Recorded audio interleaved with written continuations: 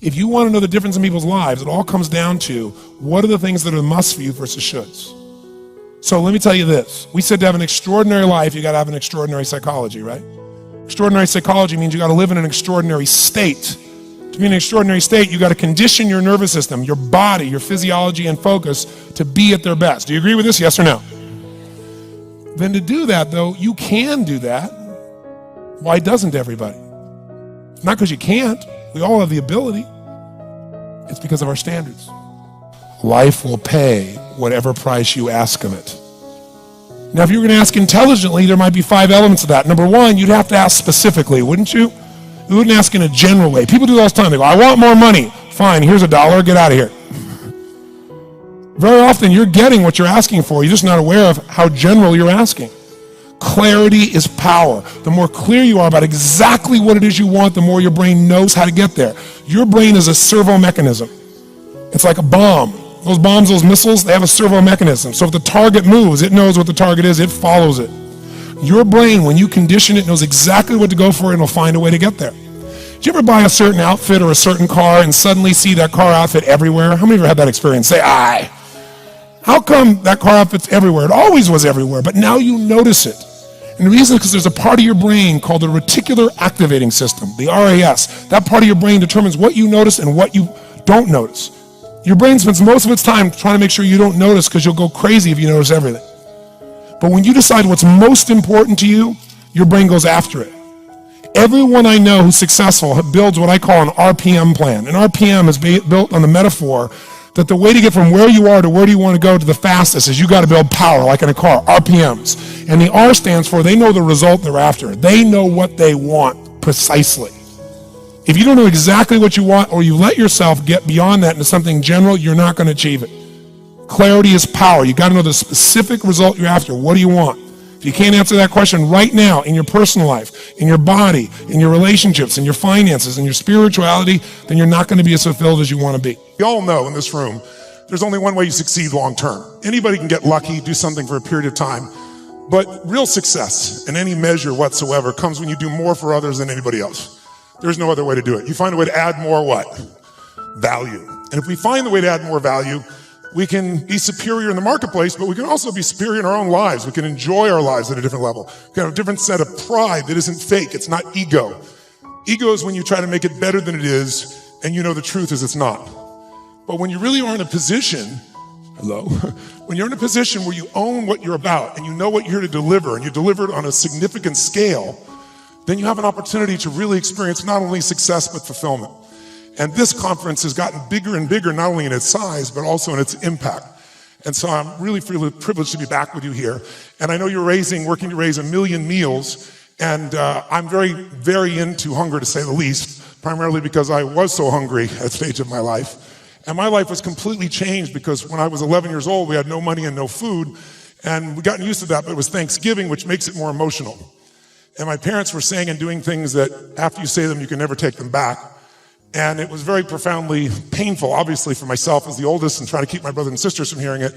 But it profoundly changed me because that day something changed my life, and it was somebody simply coming and delivering food.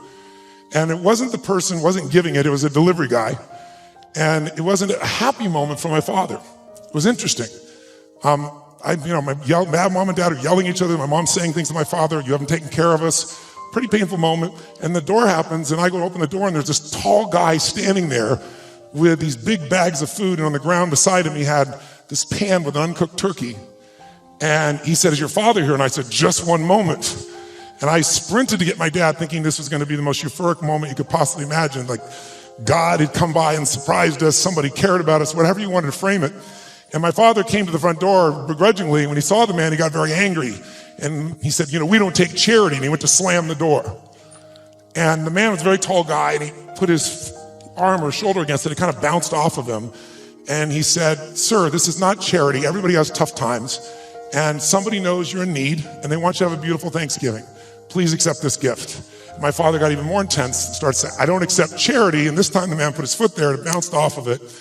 And then he said something to my father that I thought my father would hit him.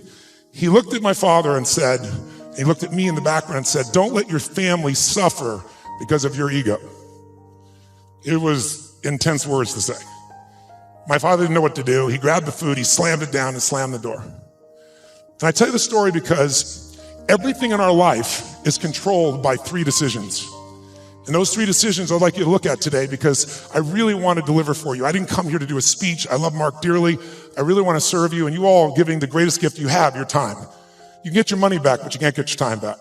And so I really want to serve you. And I think one of the most powerful things we could do to serve you is have you become clear of what the controlling force is that's controlling the quality of your life. And you and I both know it's not the amount of money in your pocket. It's not who you know. It's not even what you've been through. It's really the decisions you make moment to moment about a couple of different things. And the 3 decisions I made in that moment that I'd like to pull your attention to just real quick are, in this moment you're making these 3 decisions, by the way. The first one is, what are you going to focus on? And that day, my father focused clearly on the fact that he had not taken care of his family. And whatever you focus on, you're going to feel. In fact, many of us in this room, who's ever focused on something, you were thinking something horrible was going to happen, you experienced the pain of that failure or that challenge in your life, and then it never ever happened. Who's had this experience? Say, I. And if things aren't bad in your life, you can always think of shit that hasn't even happened yet and feel bad in advance. But many people do. Because whatever you focus on, you'll feel. Write it down. Focus equals feeling, because if you start to take control of your focus, you take control of your life. But that day he focused on the fact that clearly he had failed his family, and that was the meaning. The second decision you make is, what does it mean? As soon as you look at something, think about something, focus on it, you gotta decide, what does this mean? Is this the beginning or the end? Is this punishment and reward? Is God trying to hurt me or trying to challenge me? Or is this nothing to do with God? I was just being a lazy bastard. Right? The meanings we give to things control our life. If you think it's the end of a relationship, are you going to behave the same way as you think it's the beginning of a relationship? In the beginning of a relationship, when you're totally in love with someone, what will you do for them? Tell me, what will you do? Oh, come on, guys. What will you do when you're totally in love? Shout out, what will you do? What? What? Make the sound of what it's like when you're totally in love, out of your mind. Just go ahead and make that sound like a primal sound of what that feels like. Just go for it so we get some energy in this room. It's been a long time for some of you, I can see really clearly. Let's try this time. How about totally in love and passionately desiring this person? Like you can't wait to touch them, make love to them, be with them. Make the sound of what that would be like. Go ahead, nice and loud, go ahead. So when you have the meaning that this is the beginning of the relationship and this person's the most incredible thing, and you will do what for them? What will you do? Anything. Here's the key to the good life. Learn to put everything you've got into everything you do. Whatever you are doing, pour it on. It will quickly open up into opportunity or quickly disclose to you that you ought to be doing something else. The delusion is, if I had a better job, I'd really pour it on. See, that's delusion. Wherever you are, pour it on. Don't give somebody half a job for a day's pay. Pour it on. See, that'll help change your life. Get rid of this disease. Here's the next attitude disease, indecision, mental paralysis. The guy can't make up his mind and it becomes a disease. Pretty soon he knows he's got it. The guy says, well, I know I'm on the fence. But he says, what if I get off on the wrong side? Listen, after a while it doesn't matter. Just get off. Any side will do. A life full of adventure is a life full of many decisions. The ones that turn out to be wrong give you better experience to make better decisions. So don't see how many decisions you can get out of, see how many you can get into. That's where the adventure is. So shake off this disease, indecision. The next one is doubt. Doubt's like a plague. And one of the worst is self-doubt. There are many, but that's one of the worst. The guy doubts himself. Doubts if it'll last that long for him. Doubts if he can do that well. Doubts if he can make that much. Doubts if he can accomplish all that. A chronic, excellent self-doubter. You can imagine what damage that does to your future. So here's the key. Turn this coin over and become a believer. And there's many things to believe in. One of the majors is yourself. The understanding of self-worth is the beginning of progress. Now, if those 3 don't get you, this one will. Worry. That's a devastating disease. Worry causes health problems, social problems, personal problems, family problems. It's devastating. Worry long enough, it'll drop you to your knees. Could reduce you to begging. I know how bad this one is. I used to have it bad. I used to be known as a super worrier. not a super warrior. No super warrior. My family wished I'd have been a warrior. I got those years to make up for. But I tell you what, my advice to you is do what I finally did on worry. Give it up. Who needs it? I'm not saying it's easy. I'm saying it's worth it. It took me almost 1 year to kick the worry habit, and it was not an easy year. It was one of the toughest years I ever spent, but I finally got that monkey off my back. And I discovered you could live the most incredible life free of worry. Not free of challenge, not free of difficulty, free of worry.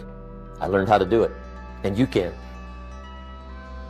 Here's the next attitude disease. Over-caution. Some people never will have much. They're too cautious. Now, you can also be too reckless, but you can also be too cautious. This is called the timid approach to life. And my caution was always the risk. Risk used to drive me right up the wall. I used to say, what if this happens? It's called the language of the poor. What if this happens? And on top of that, if this was to happen, look at the fix I'd be in. I better not try. I could always ace myself out. Then I'll tell you what changed my whole life when I finally discovered it's all risky. The minute you were born, it got risky. If you think trying is risky, wait till they hand you the bill for not trying. If you think investing is risky, wait till you get the tab for not investing. See, it's all risky. Getting married is risky. Having children is risky. Going into business is risky. Investing your money is risky. It's all risky. I'll tell you how risky life is. You're not going to get out alive. That's risky. The Englishman says, well, if that's the way it's going to work out, let's give it a go. Right, that's what it's for. Give it a go. Somebody says, yeah, but I'm looking for safety and security. Fine, then huddle in a corner. We'll cover you with a sheet, bring you 3 meals a day. And we'll protect you, feed you, look after you, care for you. We won't let anything happen to you. And you'll probably live to be 100. The guy said, well, yeah, I'd live to be 100. But what a way to live. Right. What a way to live safe and secure. Don't ask for security. Ask for adventure. Better to live 30 years full of adventure than 100 years safe in the corner. And see, it's not important how long you live. What's important is how you live. Here's the next attitude disease, pessimism. Pessimism, the deadly disease of always looking on the bad side, the problem side, the difficult side, checking all the reasons why it can't be done. The poor pessimist leads an ugly life. He doesn't try to figure out what's right. He tries to figure out what's wrong. He doesn't look for virtue. He looks for faults. And when he finds them, he's delighted. How ugly. This is the poor guy who looks through the window, doesn't see the sunset. He sees the specks on the window.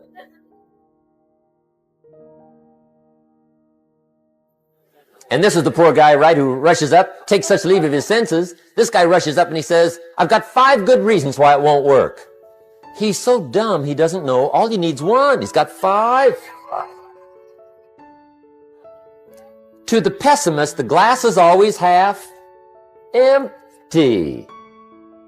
To the optimist, the glass is half full. Why would the same measure affect people 2 different ways? Answer, it all depends on how you look at it. Our lives are mostly affected by the way we think things are, not the way they are.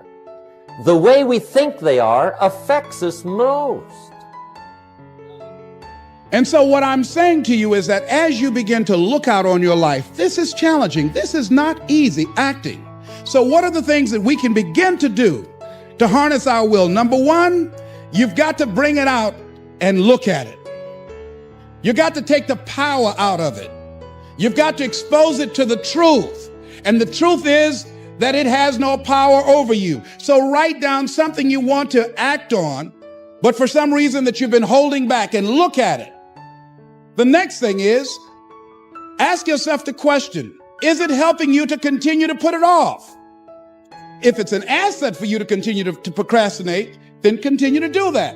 But if it's a liability for you, if it's causing you some mental and some emotional challenges, or perhaps a financial problem, look at that. Examine that for what it is. Next step, ask yourself, what's blocking you? What's preventing you from acting? Why don't you have the courage to handle that? Why won't you face that? What are you running away from? What kind of avoidance behavior are you engaged in? Next is, what is the worst thing that can happen when you take action? So what is the worst thing that can happen? I want you to visualize that, experience that, feel the nervousness and the discomfort. And the more you run it in your mind, the less power that it will have. Next is, how will you feel after taking this action?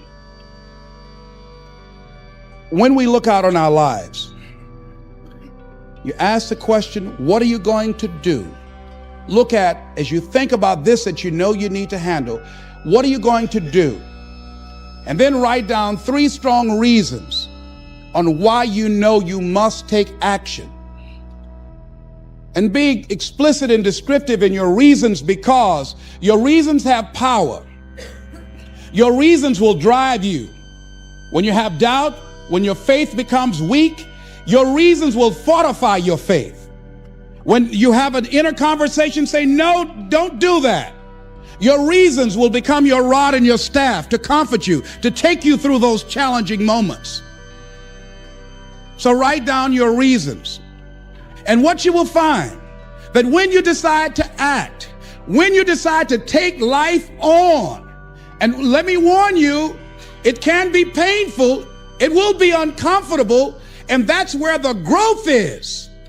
When you're uncomfortable, when you're stretching out, when you're taking life by the collar, you're going to get thrown to the ground again and again and again. But when you have determination, and you know that what you're doing is right, it gives you your life, it gives a special meaning and power to you, you will have some power from on high. You will discover some things about yourself that will begin to electrify your personality.